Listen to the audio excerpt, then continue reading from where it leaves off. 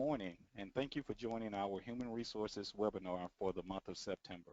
I am Willis Young, Human Resources Specialist, and the purpose of the webinar today is to keep schools and departments informed of human resources activities and updates. Webinars will take place live on the first Friday of each month with a repeat the following Monday. We will record the webinar as well as post them on the HR webinars page on the CMS intranet. Please type any questions into the questions box. Subject matter experts are here and will be monitoring questions. Today's agenda is as follows. My Talent and Evaluations, Ellen Dillard. Sourcing and Onboarding, Carla Stanbeck. Principal Pool and Leader Series, Michelle Mason. Principal Prep Partners, Jevelyn Bonner-Reed. Substitute Reminders, Rob Ellison. BTSP Licensure, Tony Smith, and then I'll come back and give a closing. First up, we have Ellen Dillard, who has information about My Talent and Evaluations.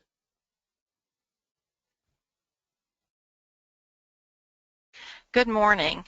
This is Ellen Dillard, as Willis said. I'm on the talent management team, and we are here today to give you updates about what is now functional in My Talent and reminders about evaluation deadlines. So the agenda for this morning's presentation is to talk just a moment about which browsers work best for My Talent, what's available in My Talent, what's not available but coming. We want to share with you some resources on the talent management intranet site. We're going to talk about the My Staff tab and assigning rights and what's different this year. And then we're going to give you some due date reminders for evaluations. So as most of you know, the preferred browsers for My Talent are Google Chrome and Mozilla Firefox. We've gotten several calls so far this year from people who don't see what they expect to see in My Talent, and the reason is always that they are using Internet Explorer. So please remember to and remind your staff to always use either Chrome or Firefox. You also want your versions to be updated. If you have questions about updating your browser, please contact the Technology Help Desk. What is currently available in My Talent for 2015-16? We have evaluations and professional development plans launched for principals and APs, all teachers, and licensed support staff with NESIS plans. Specifically, those positions are counselors, media specialists, psychologists, social workers, and technology facilitators. You should be aware that there is a new requirement this year that all beginning licensed support staff with a NESIS type plan have a peer observation. What I mean by beginning licensed support staff are those staff members with fewer than 3 years of experience in the position. It is not necessary for schools to take any action to set up peer observers for their licensed support staff. District specialists will make those assignments. Also available in My Talent are mentor logs. It's a little different this year when you're assigning rights for mentor logs. There are a couple of things that are different. One, as site administrators, principals will only assign mentor rights to the Professional Development Plan 2015-16 NESIS. The system will automatically make the connection from the PDP assignment to the mentor log. So it is not necessary this year to then go in and make a second assignment to the mentor log in addition to the PDP. So again, site administrators assign rights to the PDP for 15-16, and then the My Talent system will automatically assign rights to the mentor logs. The teacher will automatically have access to the teacher logs, as will the mentor. The plans do not have to be started this year as they did last year. Also available in my talent for 15-16 are professional development plans for exempt non-instructional employees and all non-exempt employees. We did learn just this morning that there seems to be an issue with supervisors being able to see those plans in my talent. The vendor has been made aware of that, and we expect that to be corrected hopefully by the end of the day. Forms and letters, we have written warnings available for 15-16 for all employees, and performance counseling letters for 15-16 are available for instructional staff. We frequently get calls from employees, especially at the beginning of the year, wanting to know why they have written warnings. Employees should be reminded that these are just blank forms and are used only if needed by supervisors. Now, what's not available, but coming, forms and letters, corrective action forms, we expect to be available on Monday for 15-16. We know that some of you have had to use corrective action forms for 2014-15 because the plans were not available for 15-16. You will not be required to copy those over to the 15-16 forms. You will be able to finish those out as started on the 14-15 plan. And because the dates will reflect that they occurred in the 15-16 year, that will not be an issue. When you have completed the plan that is in progress in the 15-16 plan, you would not start another plan there. You would start any new plan in the 15-16 plan container. Also not yet available in my talent are evaluations and professional development plans for licensed support staff on a NESA's plan, specifically speech, occupational therapists, and physical therapists. Also, licensed support staff on a CMS plan, and those are all other positions that haven't already been identified this morning. So that's such as your facilitators, your deans, instructional coaches, resource teachers, etc. But we are currently testing both of those plans and expect those to be available early next week. The other thing that you should be aware of is that there are two new NESAS type plans for 2015-16. There is a plan for the Career Development Coordinator and a Teacher Leadership Specialist. The Career Development Coordinator plan will be used for obviously career development coordinators, but also academy coordinators. The Teacher Leadership Specialist is being used this year only for specified positions that have already been identified in departments, so that does not impact schools at all.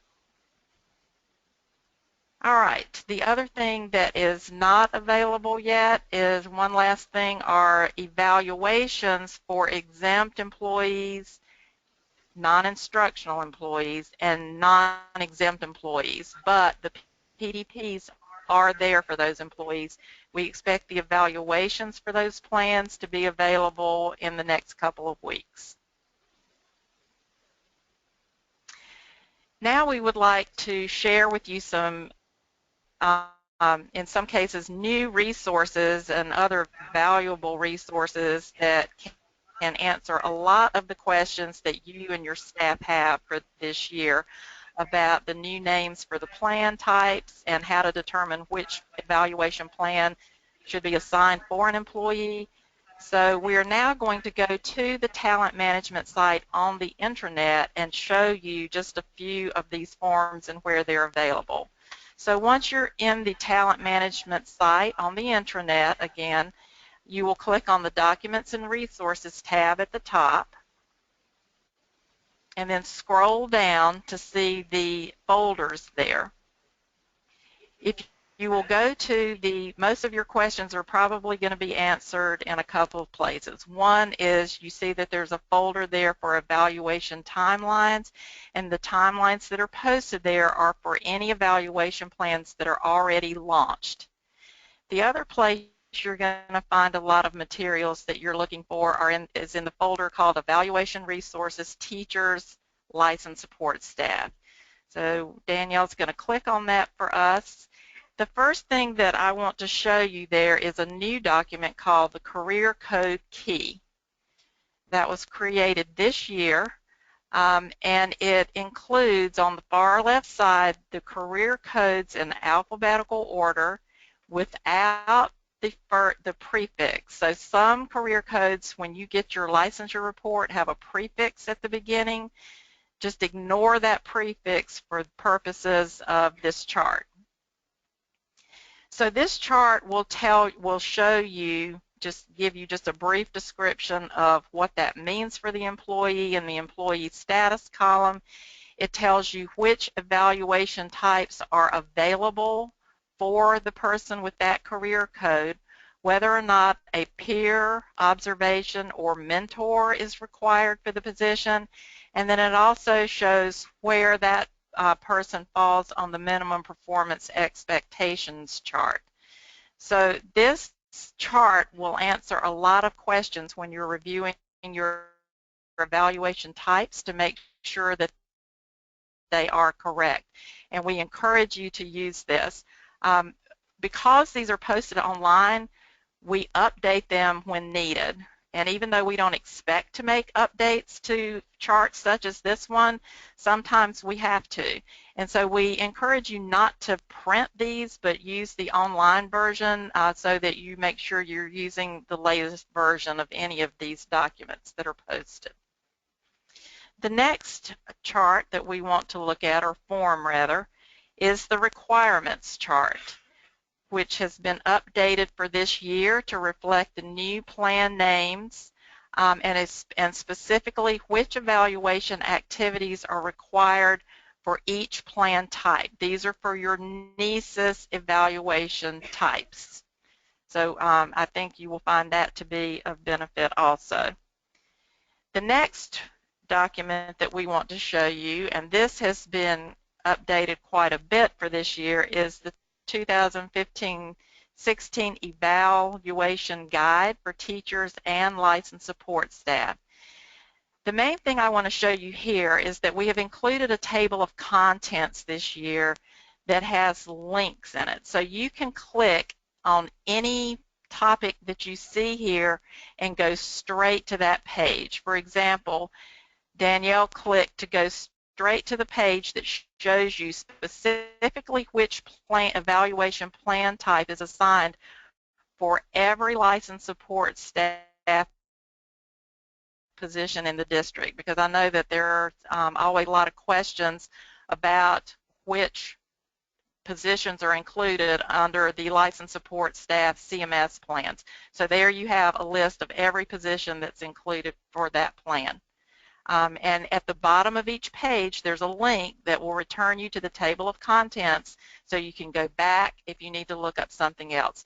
That will prevent you from having to scroll through the entire document when you need to reference something. The evaluation guide is divided into a teacher section and then a licensed support staff section. So it may look like that some information is duplicated, but that's only because we put the same information for both types of positions where needed.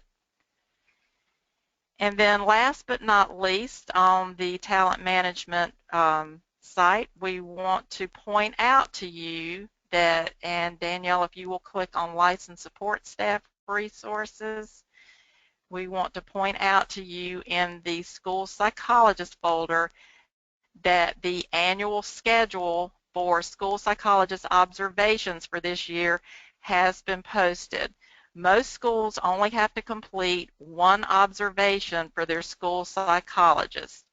And this is where you will look to see which round your school is scheduled for.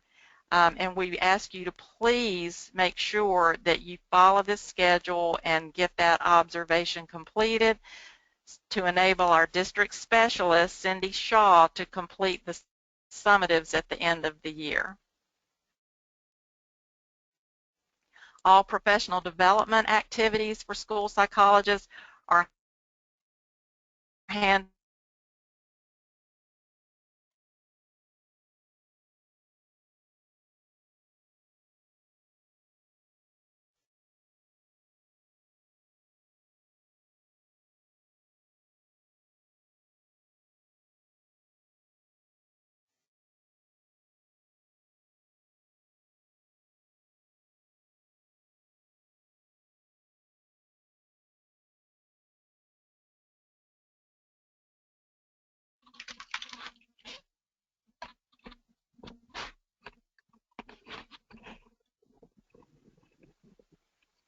The We professional apologize development for the delay. The professional development plans for school psychologists are handled by the school psychology leads in the district. And so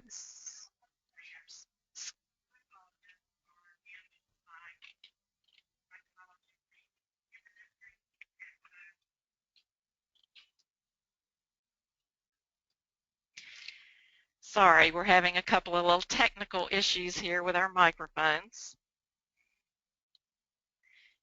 All right, once again, professional development plans for school psychologists are handled by school psychology leads. Schools do not have to complete PDP activities for their psychologists, only typically the one observation, but again, refer to that schedule to make sure that your school is scheduled for only one. All right, and moving on.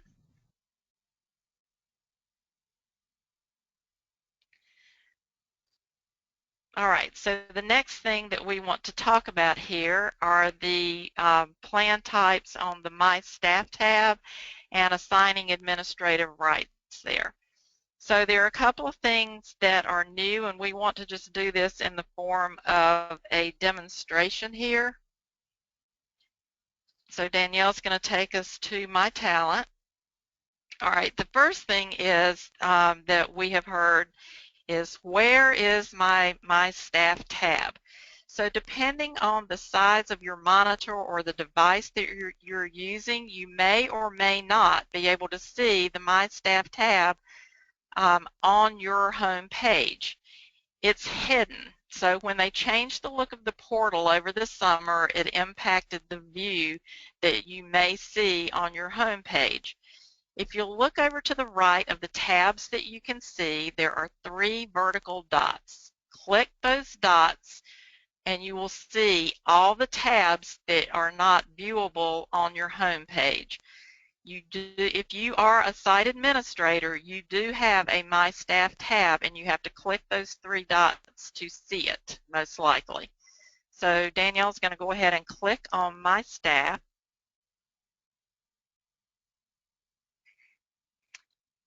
And the first thing that we want to talk about, again, and as a reminder, is to how mentor rights are assigned this year. So you have your columns here that show evaluation type, PDP type, and coaching mentoring type. Last year, you had to go in and select mentoring in this column to launch a mentoring log for that particular teacher. You don't have to do that this year. It won't hurt anything if you do, but it's an unnecessary step. So you do not have to enter the mentoring plan type there. We do want you to complete the PDP type if it is not an individual plan. So all NESIS types of evaluations were launched with everyone set to an individual plan. You got a report a couple of weeks ago that indicated any employees assigned to your school at that point who should be on a monitored or directed plan. So you want to make sure that any employee at your school on a monitored or directed plan, that the PDP type is set to that plan here on the My Staff tab. And then again, if we can go to the left a little bit, the evaluations for NESIS plans were targeted based on demographic information such as the position of the person, their career code, and their license renewal year. So they should be correct, but we want you to double check and make sure that your teachers and your license support staff with NESIS type plans have the correct type of evaluation assigned here. If they don't, then you should go into the drop down, as Danielle is showing you now, and select the appropriate plan for that individual. It will be an overnight delay before the updated plan is reflected in the system. So it's an overnight set. You will see it the following day. And that is true of setting any plan types on this page. So the PDP type, any of those plan types are an overnight delay. Administrative roles are effective immediately. So over on the right side of the screen where you add administrative rights, and that is of course where you add rights for your assistant principals or deans to have observation or evaluator rights for your staff. That's where you add these rights. To add someone who is new, of course, and what I mean by new is someone who doesn't already appear in your list there, you click the add button and go through the steps to find the person that you're looking for. By the way, a step-by-step guide is available in the help guides in my talent to walk you through how to do this, as well as anything else you need to do in my talent. So once we're over in the evaluation rights section, and we can just go to that, you can even go to that, just anybody in that list there. So if we click over to the left of the person's name and click on evaluation or administrative rights, it pulls up this screen. And again, at the top of the screen, it shows the rights that are already assigned to this individual. At the bottom of the screen is where you can assign additional rights in the section where it says Add Rights. As a reminder, you want to follow the numbered steps. If you're at your location, then you shouldn't have to change number 1 because it already should show your location there. So then you would want to go down and choose number 2, the plan type. So if we're assigning a plan to a mentor, we want to select the Professional Development Plan 1516. Then we go up and in number 3 where it says choose members, you want to go down and check the name of the person, of the teacher that this mentor would be mentoring for this year. Check that person's name, and then in step number 4, choose rights, use the drop down to select mentor. And this is a test system, so that option isn't there, but in your system it will be. That is the only right to the PDP that you have to set for a mentor this year. You do not have to go back and establish rights to the mentoring log because that is going to happen automatically this year. For about 3 weeks, the mentoring log will be generated on Friday night. So for any plans that you have set that week, on Friday night, that will run, and then on Monday morning, those teachers and mentors would have access to the mentoring log. After about 3 weeks, it will happen nightly. The vendor has to get that set up so that it will happen automatically, and they have to wait for the next system release, which is in October. So we will let you know when that is happening nightly. For now, just remember that it happens weekly on Friday night. All right. So again, if you have questions about assigning rights in my talent, refer to the help guides.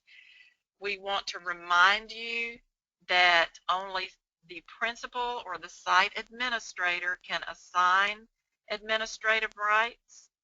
If you have an assistant principal that you would like to make as an alternate site administrator at your location, the principal has to make that request to the talent management email, which is talentmanagement@cms.k12.nc.us. The principal has to make that request. We would like to warn you, we don't really recommend this, but we understand that in some cases it can be helpful at schools, but anyone who is named as a site administrator can see every evaluation and professional development plan and form and letter in the system the same as the principal can. So that means that your AP can see the evaluations for all the other APs at your school. They can see the principal's evaluation. So think carefully before you make that request to have an additional person named as site administrator at your school. Also, when you're assigning rights, please make sure you select plans that are labeled 1516. The 1415 plan should be disappearing from your choices, but until all of them have been archived, you may see a couple of plans that are not labeled 1516. All right. Evaluation deadlines that are coming up. Today, the orientation date should be entered into My Talent by teachers and license support staff with NESIS evaluations. We recognize that we do have a few plans that have not been launched yet, and of course we will extend that deadline for those plans. By September 23rd, the evaluation and PDP plan types should be verified on that My Staff tab like we just demonstrated, and also the administrative rights assigned to observers, mentors, peer observers, etc. September 24th, principals and APs should have completed their pre-evaluation planning, which includes their self-assessments and goal setting. September 25th, teachers and licensed support staff with NESIS plans should have completed their self-assessments and shared them with their supervisors. Teachers and all licensed support staff should have their PDP initial goals set. And peer observer designations for licensed support staff will be made by district specialists by that date. Again, no action is needed on the part of schools. That will all be handled by district specialists. In October, and you see that there are a variety of dates there, October 21st is for early and middle colleges, October 23rd for schools with traditional calendars, and October 30th for continuous learning schools. The PDP initial review for licensed employees should be completed. That's all licensed employees, including your licensed support staff who are on the CMS PDP plan. The pre-observation conference for comprehensive and standard plans should be completed, as well as observation number 1 and the post-observation conference that is required. By October 30th, principals and APs should have conducted their initial meeting to review the self-assessment, goals, and evidence and data artifacts that have been collected to that point. And also on October 30th, exempt, non-instructional, and non-exempt employees should have had an orientation to their evaluation process. The initial PDP goals should be established and reviewed and approved by supervisors by that date. And senior managers who are directors and executive directors should have Section A, the work results objectives, developed and approved by supervisors by that date. So this is a reminder that all CMS employees, with the exception of bus drivers, cafeteria workers, and custodians, will be expected to have a professional development plan this year. So we encourage you to go ahead and begin working with your staff to start developing those. Getting help with My Talent, we've already referred to the My Talent help guides. We encourage you to use those. They are up to date for this year. Please submit My Support or Sharewell tickets for technical questions. If you have process questions about evaluations or PDPs, you can email to the talent management team. And if you have questions about professional learning, please call the PD department at 343-5404. If you need to contact the talent management team, again, you can use our email address that is monitored daily. Our team phone number is 343-1907. And then our team contact information is listed there if you need to contact us individually. Do we have any questions? There are no questions at this time. Thank you very much. Back to you, Willis. Thank you, Ellen. Now we will have Carla stand back, who will provide some helpful information about onboarding. Thank you, Willis. The sourcing and onboarding team developed a robust fall 2015 recruitment plan to generate a pool of premier talent for hiring managers to consider to fill their vacancies. We are actively recruiting locally, nationally, and virtually to identify teachers for mid-year vacancies. This fall, we have 34 instructional recruitment events scheduled in 11 states. Our spring recruitment schedule will include even more events and states. To help principals find great teachers, we will host a fall teacher career fair, so please save the date. The fall career fair will be held at Philip O'Berry on November 19th from 4 p.m. to 6 p.m. Setup will begin promptly at 3:15. Our recruitment plan also includes several events to support hiring managers to fill non-instructional positions as well. In last month's HR webinar, we discussed the importance of an effective team or school-level new employee onboarding program. We also share the sample onboarding resource template that HR created to assist supervisors in onboarding new employees. As a reminder, this resource will help create the conditions for the desired CMS experience to flourish where employees feel welcome and prepared for success. It will guide the supervisor in effectively bringing a new employee on board at CMS. Also, it can be used to integrate an existing employee who transfers into another school or department as well. This resource walks you through the steps to successfully orient your new employee. It is meant to guide rather than restrict. Not all items may apply to your area or to a transferred employee. Supervisors may monitor this entire process or delegate appropriate items to a mentor or trusted team member. The supervisor or delegated mentor should collaborate with the new employee to record the completion of each task. This resource is broken up into 4 areas for a 30-day onboarding plan, including pre-arrival, first day, first week, and first month. However, you may supplement this resource to go beyond 1 month if needed. New employee onboarding resources are available in the Effective Hiring Toolkit. The direct link is provided on this slide. Remember, good onboarding leads to good retention rates. If you take the time to implement a team-level onboarding program, you will definitely see the return on your investment.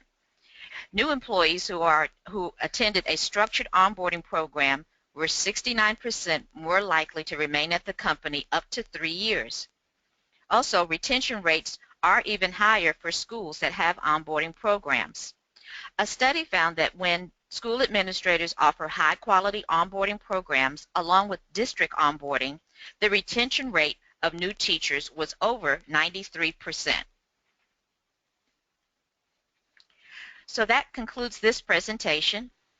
For more information on recruitment or onboarding, you are welcome to contact any member of the sourcing and onboarding team.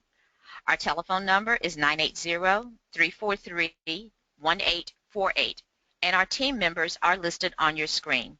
You may also email us at recruiter@cms.k12.nc.us. Additionally, the Effective Hiring Toolkit is also available online at the link shown on this screen or through our Sourcing and Onboarding Teams page on the intranet. That concludes our presentation for today. Back to you, Willis. If there are any questions, we'll entertain those at this time. There are no questions at this time. Thank you. Thank you, Carla. Next up, we have Michelle Mason, who will give some information about the Principal Pool and Leader Series.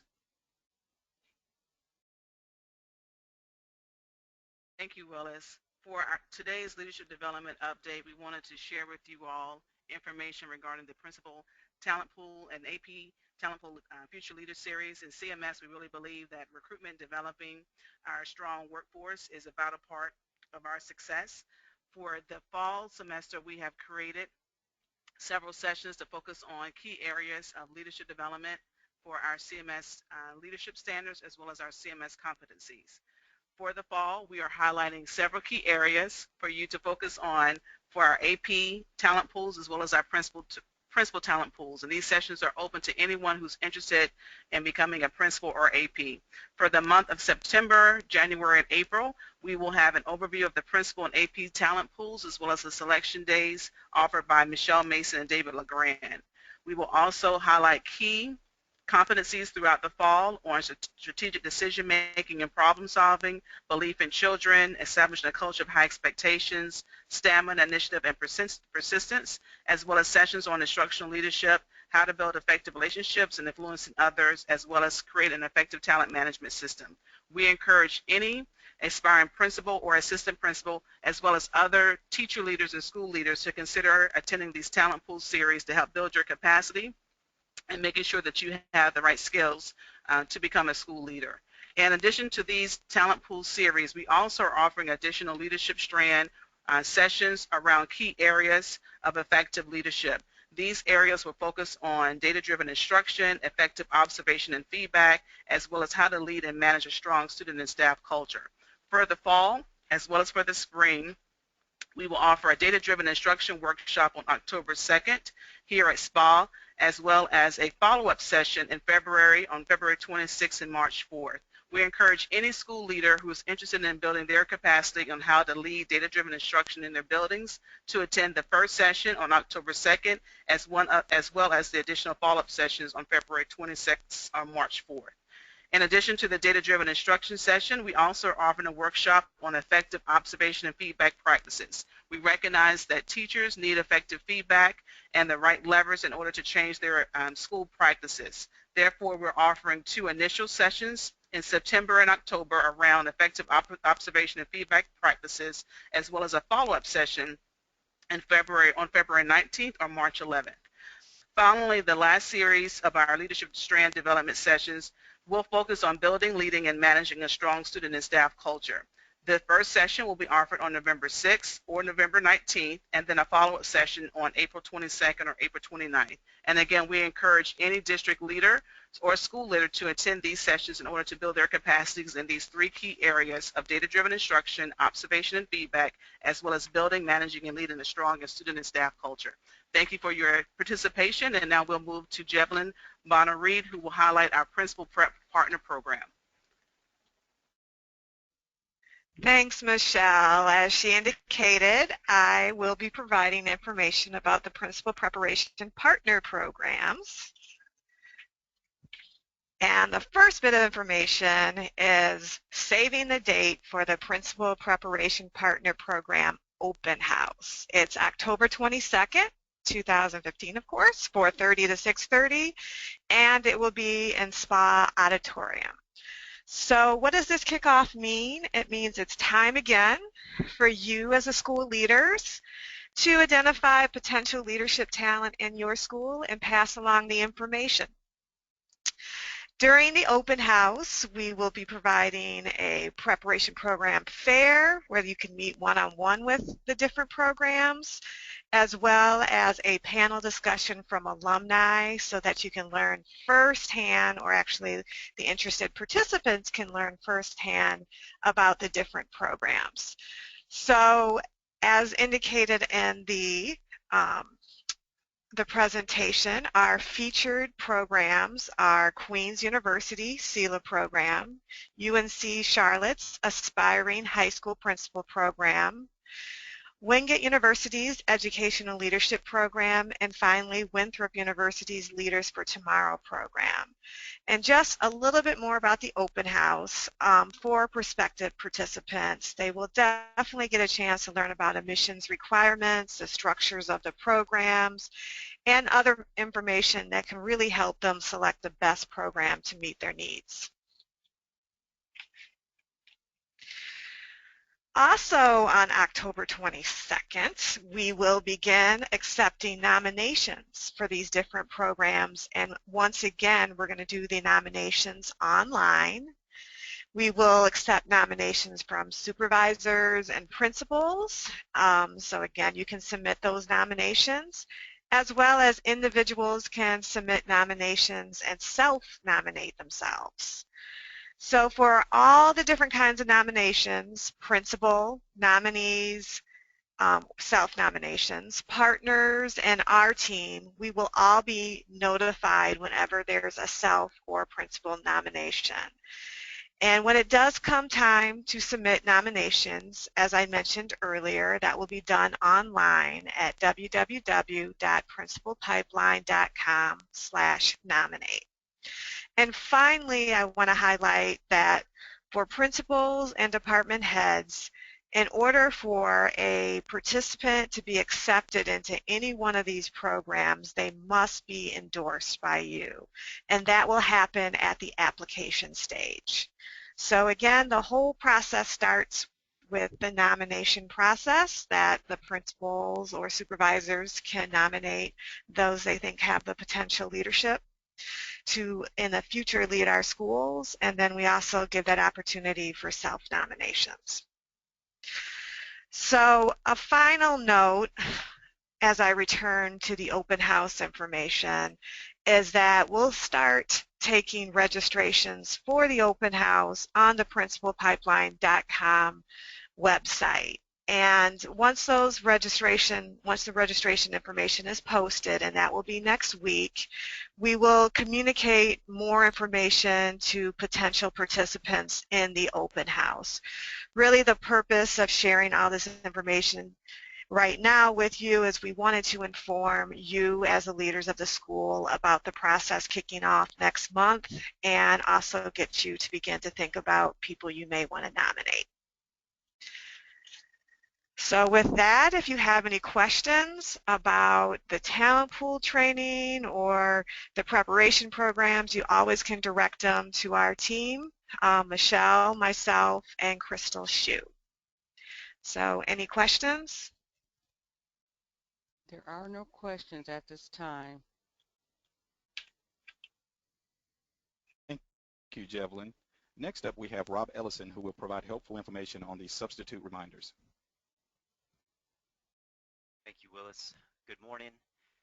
We've come across a few issues regarding substitutes, scheduling, and payment, and we wanted to make sure that we got a little bit of information out to the schools so that whoever is managing and organizing and scheduling your subs in the building can get this information quickly and accurately. So for one, all teacher vacancies must be reported in SmartFind Express, and the substitute must be assigned to the vacancy in order to be paid every 2 weeks. We are finding that the subs are in the building and they are not attached to a vacancy in SmartFind, and it is causing some payment issues with those employees. So make sure that is handled at the school site. Any teacher with licensure issues who is starting as a sub-teacher must be assigned to a vacancy in SmartFind Express in order to be paid bi-weekly. So you may have a vacancy, they are going to be hired, but we are waiting on practice scores or other information, and they are subbing in the building and will be hired as soon as that information comes in. They also must be placed into SmartFind Express so that they can be paid at their with their role.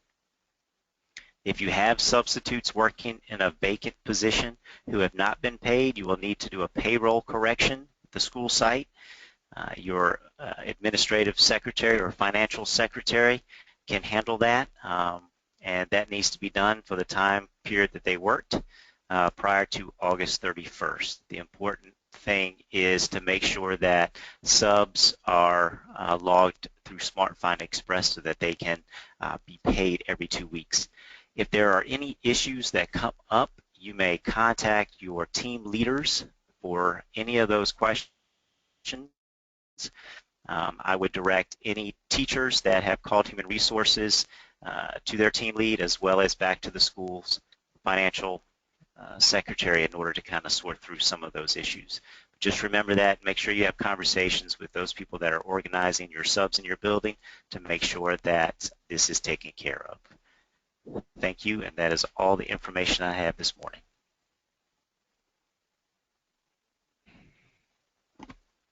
There are no questions at this time. Thank you, Rob.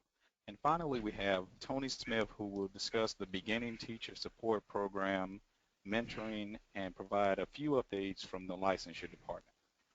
I want to say good morning. I am Tony Smith, the Beginning Teacher Support Program Coordinator. Want to just kind of give you some updates and some reminders of where we are with the Beginning Teacher Support Program. The BTSP program, we use the 2015-16 evaluation timeline for compliance deadlines. So that information is out. The evaluation timeline is out on the intranet, and we will be using those dates for compliance issue deadlines. I'd like to remind you that September 11th is the deadline for having the annual orientation. Date logged in my talent. This orientation must be completed within the 10 days of hire of any new employee. Also, September 23rd is the deadline for mentor assignment. So once you make the PDP assignments, they will automatically take care of that of the mentor assignment. Each beginning teacher at this point must have received the annual orientation. They must have been assigned a trained mentor by the 23rd of September, and they must complete the required orientation and training in My Talent. If they were at the new teacher orientation, the BTSP coordinator would take care of the BTSP orientation registration, and the teacher evaluation process training would be logged on their transcript by the organizational development department. All beginning teachers again they're required to complete a PDP, and they must have 3 observations for this year and have a summative. The professional development requirements for beginning teachers, they must have the BTSP orientation, which is number 503. So if you've had late hires that come aboard since the NTO, those new teachers must complete the BTSP orientation online in My Talent. Also, they must complete the North Carolina Teacher Evaluation Process overview in My Talent. Any mentor who is assigned to work with a beginning teacher, they must complete the required training prior to the assignment, and that training is 21st Century Mentoring, and that is course number 457 in My Talent. We will be again this year giving out Flex certificates twice this year. The first Flex certificate will go out in December, and the second Flex certificate will go out to mentors in May, providing that the mentor has met all of his or her required assigned duties to work with a beginning teacher. Also, again, I'd like to remind you that the evaluation timeline is an instrument that we use to determine our compliance dates, and that is housed on the talent management page on the intranet. The beginning teacher support requirements and responsibility document. That document is also found on the intranet under the licensure tab, under the licensure page, and then click on the BTSP tab. If you use that document, there's no reason why your individual school or program should be out of compliance. But I do want to announce here something that we are going to be doing this year. We will be doing an in-house audit, and we will be getting more information out to you in reference to the audit of the individual schools in reference to the BTSP program. Licensure updates, as many of you already know, the North Carolina State Board of Education, they have a new licensure online system.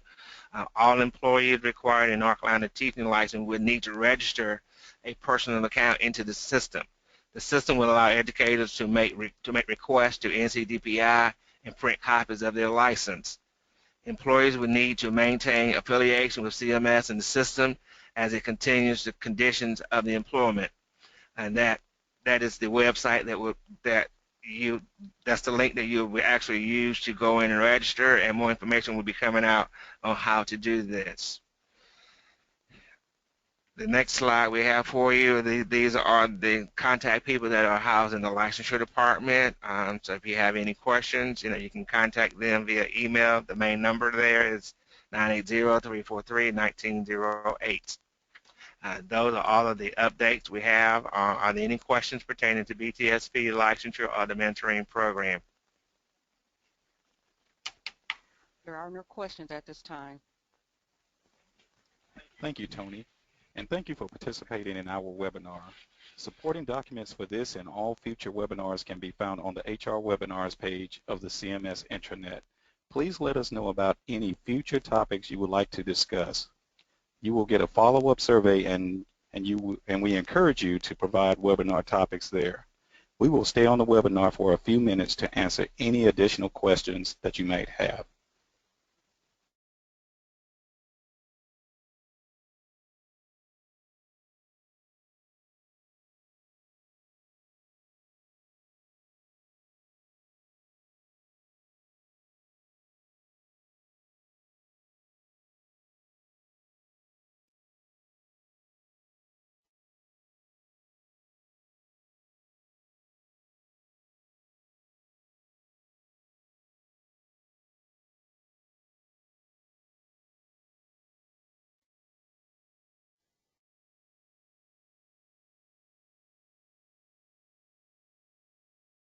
That concludes our webinar for today. Thank you for joining us.